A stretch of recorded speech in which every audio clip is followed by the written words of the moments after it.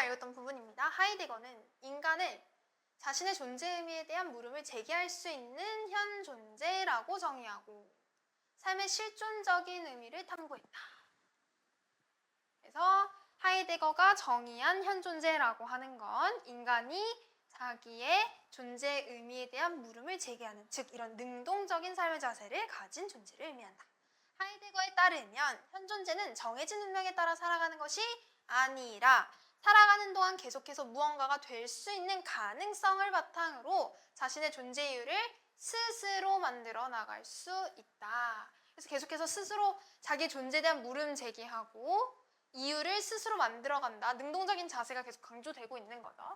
그런데 현 존재는 자신이 속한 사회가 요구하는 체제에 따라 살아가기 때문에 자기 자신의 고유성을 드러내는 본래적 삶을 살지 않고 세상이 시키는 대로 살게 되곤 한다. 하이데거는 이를 현 존재가 익명의 타인들인 세인으로서 존재하며 비본래적인 삶을 살아가는 것이라고 보았다. 그러니까 현 존재와 세인은 서로 대비되는 개념이라고 볼 수 있는 거겠죠. 세인은 특정한 누군가가 아닌 익명성을 지닌 모든 타인이기에 세인의 일원이 된 현 존재는 자신의 고유성을 잃고 살아가게 된다라고 하는 거죠. 그렇다면 비본래적 삶에서 해방되어 본래적 삶으로 나아가려면 어떻게 해야 될까? 물음. 이러면 보통 문답 형식 이런 게 글의 구조, 전개 과정을 물어볼 때 나올 수 있다. 이에 대해 하이데거는 삶이 유한하다는 인식, 즉 죽음에 대한 인식이 필요하다고 강조했다. 즉이 나왔으니까 둘이 같다. 하이데거에게 죽음은 현 존재가 반드시 맞이하게 된다는 점에서 확실성을 가진다. 죽음은 반드시 오는 거야. 삶의 일부분으로서 아직 오지 않음의 상태로 존재한다. 여러분들이 살아있으면 죽음이라고 하는 건 아직 오지 않은 거죠. 그걸 의미를 하는 겁니다. 다시 말해 죽음은 현 존재 외부에 있는 사건이 아니라 현 존재 자체에 내재해 있다, 안에 존재해 있는 거다. 또한 죽음은 다른 누군가가 대신해 줄 수 없는 나 스스로만 경험할 수 있는 고유한 것. 아까 요 앞에 고유성 있었잖아요. 약간 연결 지어서 생각을 해줘야겠죠. 그래, 고유성을 잃고 살아가는 건 세인이야. 하지만 이런 죽음이라고 하는 건 나만이 경험할 수 있는 고유한 것이다 라고 설명하고 있어요. 대체 불가능성을 지닌다. 따라서 죽음이야말로 다른 사람과 구별되는, 그럼 여기서 또 체크해야 되는 거 뭐예요? 앞에서 세인이라고 하는 건 특정한 누군가가 아니라 익명성을 지닌 모든 타인, 그리고 고유성을 잃었다. 즉 개별로 구분되지 않는다라고 하는 거죠. 그러니까 이 구별된다라는 의미가 위에서 쭉 연결이 되어야 되는 거예요. 그래서 죽음은 다른 사람과 구별되는 나의 가장 고유한 가능성이며 나의 죽음을 적극적으로 대면할 때 자신의 진정한 개인적 삶을 인식하고 본래적 삶을 살아가는 계기를 마련할 수 있는 것이다. 그러니까 내가 나의 죽음에 대해서 적극적으로 대면을 하고 나의 개인적인 삶을 인식하면 그러면 그때 본래적 삶을 살기 위한 계기, 밑바탕을 마련할 수 있다. 이게 되어야만 요게 된다라고 하는 거예요. 선후 관계 명확하게 정리를 잘 해두고. 하지만 죽음을 적극적으로 대면하지 않고 단순히 내가 죽는다는 사실을 아는 것으로 그칠 때는 본래적 삶을 살아갈 수 없다. 그러면 이 부분이 굉장히 중요한 부분이 되겠죠? 앞에 쭉 얘기하던 거랑 반대되는 내용이 나왔잖아요.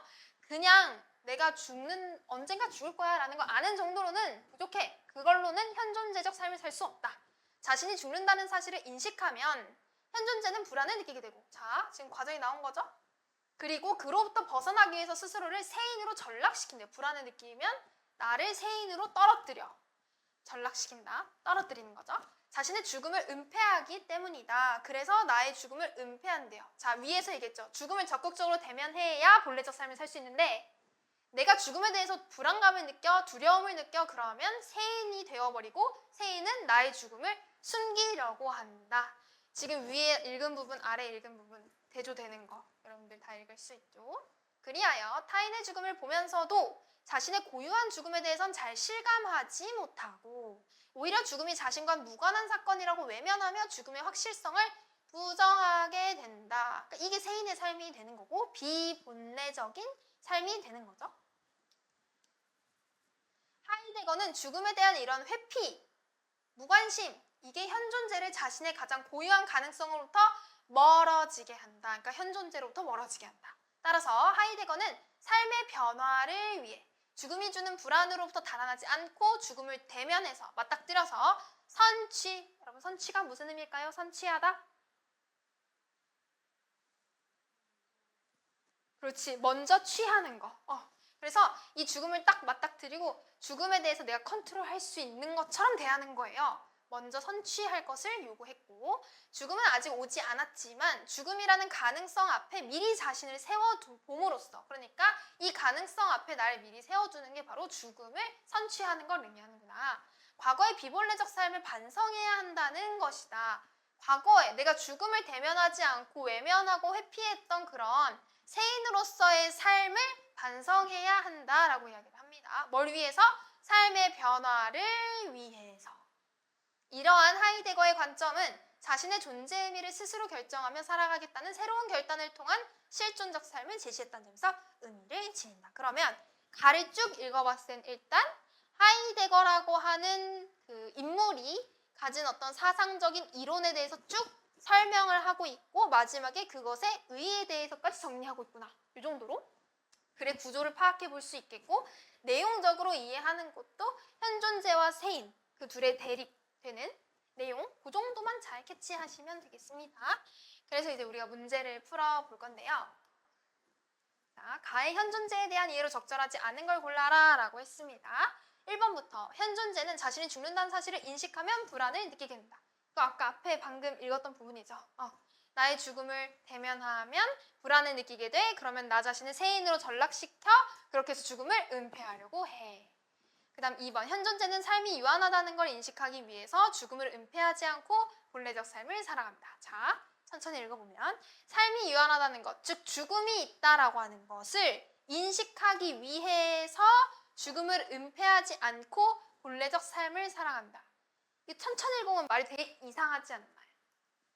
자, 죽음을 은폐하지 않고 그러면 죽음을 직면한다고 하는 거죠. 죽음을 직면하고 본래적 삶을 살아간다 라고 하는 건 삶이 유한함을 인식하기 위함이에요. 이러한 목적을 이루기 위한 수단인가요, 얘가? 아니죠. 지금 뒤바뀌어 있는 형태인 거죠. 오히려 나의 죽음을 은폐하지 않고 본래적 삶을 살아가기 위해서 삶이 유한하다는 걸 인식하는 거잖아요. 죽음이 있다, 끝이 있다라고 하는 걸 맞닥뜨리는 거잖아요. 그러니까 지금 이 선후 관계가 반대로 뒤집혀 있다. 그래서 이런 식의 문제가 많이 나오니까 여러분들 본문을 읽을 때도 어떤 관계인지를 좀 잘 파악을 해두면 좋겠다라고 하는 겁니다. 답이 2번이 되어요. 그 다음에 3번. 현존재는 세상이 원하는 기준에 맞추어 살아갈 때 고유성을 상실하고 비본래적 삶을 살게 된다. 이렇게 읽었다면 무조건 다 맞다라고 동그라미 할 수 있어야 되고 4번. 현존재는 죽음의 대체 불가능성을 적극적으로 대면할 때 자신의 진정한 개인적 삶을 인식할 수 있다. 다 비슷한 맥락으로 읽을 수 있겠죠? 현존재는 정해진 운명에 따라 살아가는 것이 아니라 자신의 존재 이유를 스스로 만들어갈 수 있다. 나머지가 다 너무 쉬운 문제네요. 분이 다 풀 수 있었을 거라고 생각합니다. 다음은 사실 내가 이제 저 가 내용을 많이 까먹을 것 같아 라고 하면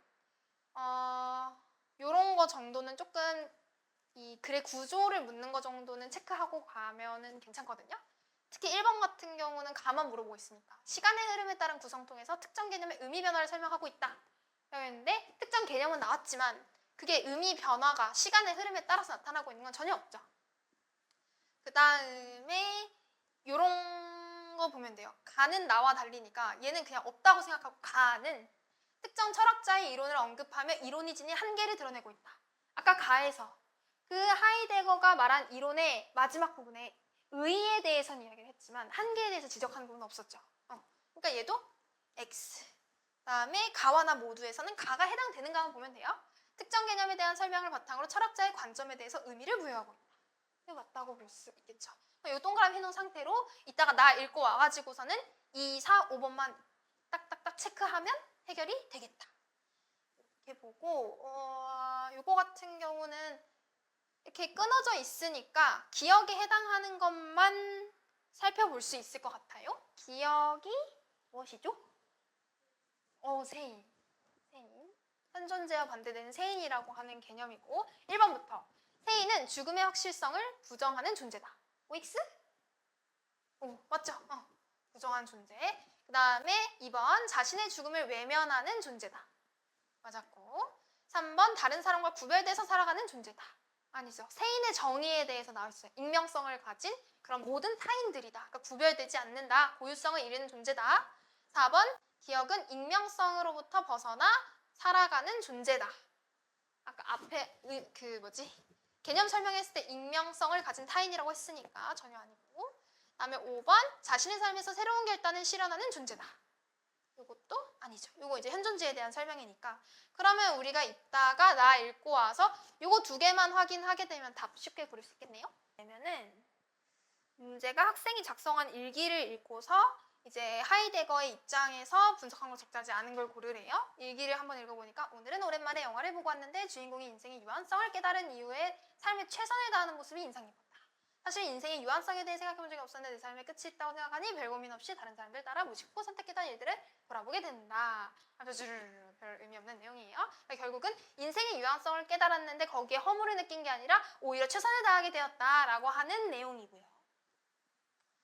1번 하이데거는 인생의 유한성에 대해서 생각해본 적 없었던 것을 현존재가 비본래적 삶에서 해방되지 않은 상태, 이 상태가 뭐예요? 그쵸, 세인으로서 살아가는 상태라고 볼 수 있겠죠. 인생의 유한성에 대해 생각해본 적이 없는 것, 즉 나의 죽음에 대해서 직면하지 않은 상태는 세인으로서 살아가는 삶이니까. 그다음 2번 하이데거는 별 고민 없이 다른 사람들을 따라 무심코 선택했던 일들을 돌아보는 것을 현존재가 세인으로 존재했던 삶을 반성하는 자세라고 여기겠고, 여기서 중요한 건 돌아보는 거라고 되어 있죠. 돌아보는 거, 반성하는 거죠. 성찰하는 거죠. 그러니까 내가 이전에 다른 사람들을 따라 무심코 선택했던 거, 즉 나의 고유한 어떤 개성 같은 걸 무시하는 거, 남들과 구별되는 게 없이 그저 따라갔던 거, 즉 세인으로 살았던 것을 의미하는 거죠. 맞다고 볼 수 있겠습니다. 그 다음에 요거 보면 되겠죠? 요거 4, 5번. 하이데거는 내가 진정으로 원하는 내 삶의 모습에 대해서 고민하는 걸 삶의 실존적 의미를 찾아가는 과정으로 판단하겠군. 맞을까요? 드릴까요? 내가 진정으로 원하는 내 삶의 모습에 대해서 고민하는 거래요. 하이데거가 얘기한 현존재라고 하는 건 내 앞으로의 인생에 대해서 내가 스스로 결정할 수 있는 거, 의미를 정할 수 있는 거라고 앞에 나와 있었죠. 그러니까 내가 원하는 내 삶의 모습에 대해서 생각할 수 있는 그런 존재다. 그 과정에서 삶의 실존적 의미를 찾아갈 수 있다. 맞다고 볼 수 있겠네요. 이 사르트르는 읽어봐야 알겠지만 5번 하이데거는 내 삶의 마지막 순간을 항상 떠올리며 죽음을 떠올리면서 최선을 다하겠다라고 한 이 태도가 주체적인 삶을 살아가는 데 필요하다는 점에 대해서 동의하겠군. 이거 맞을까요? 주체적인 삶이라고 하는 거는 내가 스스로 의지를 가지고 남한테 이끌려가지 않고 내 삶에 대한 주인의식을 갖고 있는 게 주체적인 삶이라고 하는 거죠. 그러니까 주체적인 삶을 살아가는데 내 인생에 언젠가 끝은 있다, 마지막은 있다라고 하는 걸 인식한다라고 하는 것에 대해서는 동의한다고 볼 수 있겠죠. 읽어볼게요. 사르트르는 인생을 하나의 긴 기대라고 정의했대. 긴 기대. 인간은 존재하는 한 무엇인가를 기대하고 그런 기대를 넘어서 다시 기대를 갖게 되는 실존적인 존재 방식을 취한다. 그리고 인간은 그러한 기대를 실현하기 위해서 현재의 자신을 부정하고 미래를 향해서 새로운 자신을 만들어 나갈 수 있는 자유를 가진 존재라고 보았다. 하지만 삶을 의미 있게 형성해 나가는 기대와 자유는 예기치 않은 순간에 필연적으로 예기치 않은 순간에 필연적으로 다가오는 죽음과 동시에 중지된다. 죽음이 없다라고 하는 건 내 삶이 끝났다라고 하는 거니까 지금 이 위에서 나와 있지만 실존적 존재 방식이라고 하는 게 내가 살아있는 방식이에요. 나의 삶의 방식. 그러니까 인간이라고 하는 건 삶을 쭉 이어나가는 방식이 뭐냐면 자꾸 뭔가 기대를 해. 그걸 실현하면 또 다른 기대를 해. 그걸 가지고 계속 살아가는 건데 죽으면 뭔가를 기대할 여지가 없죠. 그러니까 여기서 죽음과 동시에 이러한 기대와 자유가 중단된다라고 이야기를 하는 거예요.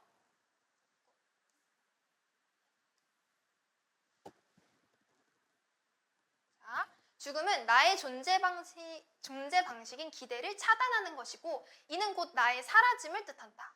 이와 관련하여 사르트르는 죽음을 나와 관련 없이 외부에서 우연히 나에게 찾아오는 하나의 사실일 뿐이라고 보고, 그럼 딱 여기까지 읽었을 때 여러분들, 아까 앞에서 하이데거가 이야기했던 죽음을 받아들이는 그 관점과 이 사르트르의 관점이 좀 차이가 있구나라고 하는 게 캐치가 되죠? 그럼 이거 문제에서 100% 언급이 되겠다. 여기서 눈 빡 힘주고 읽어야 되는 거예요. 이를 죽음의 우연성이라고 했다. 우연성. 그러니까 내가 어찌할 수 없는 거야. 필연적이지 않은 거야. 우연은 필연의 반대죠. 얘랑 반대되는 거죠. 지금 하이데거가 얘기한 거랑. 이 같은 단순한 사실로서의 죽음은 삶의 일부분으로 존재하는 것이 아니야. 여기서도 지금 반대되고 있죠? 모든 기대와 가능성을 무의미하게 만드는 것이다. 무언가에 의미 부여하는 주체인 나가 사라지면, 즉 죽으면 나의 죽음에 의미를 부여하는 것도 불가능해진다. 따라서 죽은 나의 삶이나 죽음에 의미를 부여할 수 있는 자는 나 자신이 아니라 나와 마찬가지로 자유를 가지고 살아가는 또 다른 주체인 타자이다. 타자는 나 이외의 다른 사람이잖아요. 그러니까 내가 죽으면 인생이 끝나니까 어떤 인생에 대해서 가치를 매기고 뭐 어쩌고저쩌고 할 수 있는 그 여지가 아예 사라지는 거야. 즉 나의 이 죽음에 대해서 의미를 부여할 수 있는 건 나가 아닌 다른 사람밖에 없어. 가령 어떤 청년이 지금 예를 들고 있잖아요. 여기는 좀 읽어보면 이해가 되겠죠. 한 권의 책을 쓰고 갑자기 죽었다고 하자. 이때 그의 죽음이나 그가 남긴 책에 대해선 철저히 타자에 의해서만 그 의미가 부여된다. 이렇듯 사르트르는 자신의 죽음의 의미를 스스로 결정할 수 없다는 점에서 죽음이 나라는 존재에 속한 것이 아니라고 보았다. 그러니까 사르트르가 왜 죽음은 나와 무관하지? 왜 우연적으로 온다고 했을까? 그게 뭐야? 이 죽음의 의미에 대해서 내가 스스로 결정할 수 없어서 라고 이야기를 하고 있어요. 그리고 죽음은 그 자체로서는 삶에서 의미를 지닐 수 없기 때문에 삶과 단절된 상태라고 주장하는 등 죽음은 삶에서 실감될 수 없는 것임을 강조했다. 이러한 사르트르의 견해는 죽음을 지나치게 타자 중심적인 관점에서 바라보았다는 점에서 비판을 받기도 하지만 가에서는 없었는데 나에서는 이게 나왔어요. 그러면 아까 내용 전개 방식 묻는 문제 1번이었나요? 거기에서 요거 좀 체크를 하면 되겠죠? 비판을 받기도 하지만 다른 사람의 죽음을 받아들이는 나에게는 좋은 위로가 될 수 있다. 이런 의의도 있대요. 고인의 삶은 타자인 나의 시선에서 재구성되므로 이를 통해서 고인과의 기억을 긍정적으로 승화시켜서, 문학에서 이제 저 승화라는 말이 많이 나오는데 어떤 개인의 감정을 행위라던가 무언가로 풀어내는 걸 승화라고 하죠. 상실의 아픔을 극복할 수 있기 때문이다. 결국 사르트르에게 실존적 삶을 논하는 데 있어 중요한 것은 죽음에 대한 인식이 아니라 현재의 삶을 주체적으로 살아가는 태도이다. 여기서 주체적 태도란 내게 주어진 자유를 발휘해서 스스로 선택을 내리며 그에 대해 후회나 변명 없이 책임을 지는 거다. 내가 스스로 선택하고 책임지는 게 주체적 태도라고 하고, 이렇게 내가 지금 현재 놓여있는 상황에서 주체적으로 살아가는 게 죽음을 인식하는 것보다 더 중요해 라고 말했다는 거죠. 이처럼 사르트르의 관점은 인간의 죽음에 연연하지 않고 자기 자신의 실존적 의미를 스스로 정립해 나갈 수 있게 하는 것이라고 볼 수 있다. 그래서 둘 다 어떤 존재에 대한, 죽음에 대한 이야기를 하고 있는데 약간 대립되는 부분들을 발견할 수 있습니다. 요거를 가지고서 다시 문제로 돌아가 볼게요. 이거였죠? 자, 그러면은 1번이 우리가 2번, 4번, 5번을 보면 된대요. 2번. 나는 질문에 답하는 형식으로 특정 개념에 대한 철학자의 견해를 제시하고 있다. 윅스? 질문에 답하는 형식이 나에 있었나요? 아니죠. 가에 있었죠? 그래서 얘는 땡. 다음 4번. 나는 가와 달리 역사적 인물의 삶을 분석하며 철학자의 주장을 입증하고 있다. 입증하는 거 전혀 나와 있는 바 없죠? 뭐 역사적 인물의 삶 분석도 없었고. 그럼 답이 5번이 되겠네요. 다음은 요거는 했고, 그 다음에 3번. 가나를 바탕으로 세인 니은은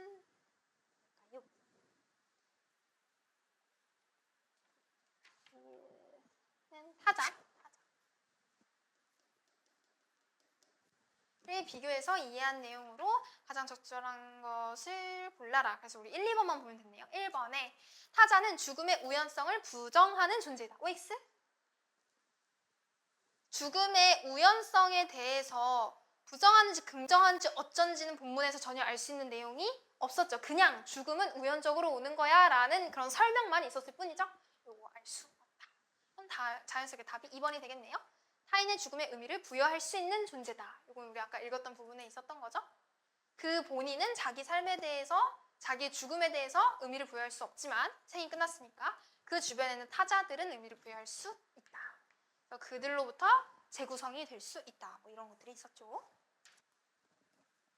자, 한번 보면 나의 사르트르의 관점에서 보기에 야스퍼스를 비판한다고 가정했을 때 그 내용을 가장 적절한 거. 야스퍼스는 죽음은 나와 함께 변한다 라고 말하며 죽음에 대한 태도가 고정적이지 않다고 주장했다. 그러니까 지금 여기서 알 수 있는 거 2가지 정도 있겠죠? 죽음은 나와 함께라고 했어.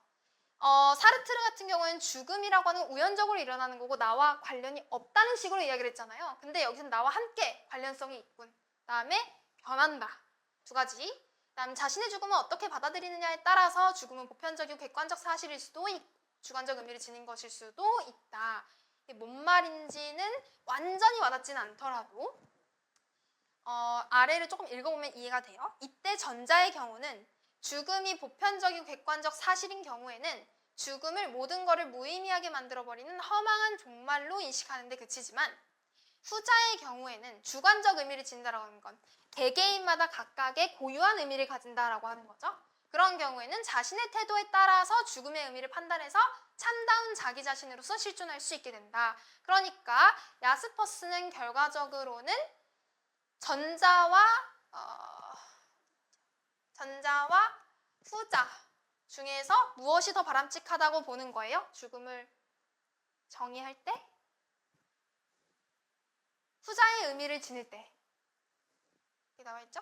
후자의 경우에 나의 태도에 따라서 죽음의 의미를 판단하니까 참다운 자기 자신으로서 실존할 수 있대. 진짜 나로 실존할 수 있다니까 죽음에 대해서 개개인마다 주관적인 의미를 가지는 것이 바람직하다라고 본 거죠. 야스퍼스는. 그러면 지금 사르트르랑 완전 반대잖아요. 그러니까 그때 사르트르는 야스퍼스한테 어떻게 야 그거 아니야? 라고 비판을 했을까? 그걸 한번 찾아보는 겁니다. 그래서 1번부터 보면 죽음은 삶의 일부분이 아니므로 인간은 자신의 죽음을 맞이해야만 실존적 의미를 지닐 수 있다. 우선은 끊어보면 사르트르는 죽음은 삶의 일부분이라고 했어요? 아니라고 했어요? 아니라고 했어요. 그렇죠? 외부적인 거잖아요. 인간은 자신의 죽음을 맞이해야만 실존적 의미를 지닐 수 있다? 죽음을 맞이하면 나의 삶의 의미에 대해서 해석할 수 있는 여지가 전혀 없다. 그냥 모든 게 다 끝나버리는 거라고 했잖아요. 그러니까 죽음을 맞이해야만 실존적 의미를 지닐 수 있는 건 아니다. 실존적 의미를 지니려면 뭘 해야 된다고 했어요? 나의 삶을 주체적으로 인식하고 살아가야 된다라고 하는 부분이 마지막에 있었죠.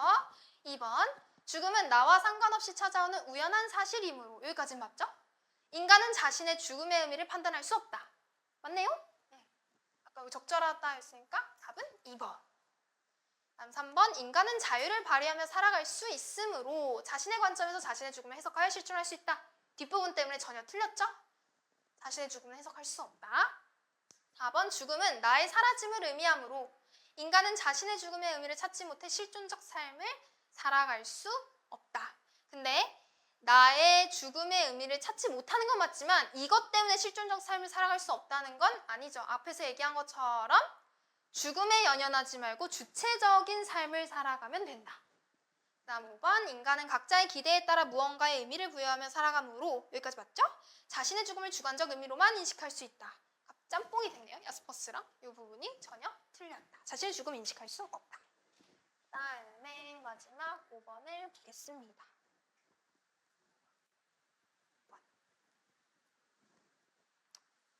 5번을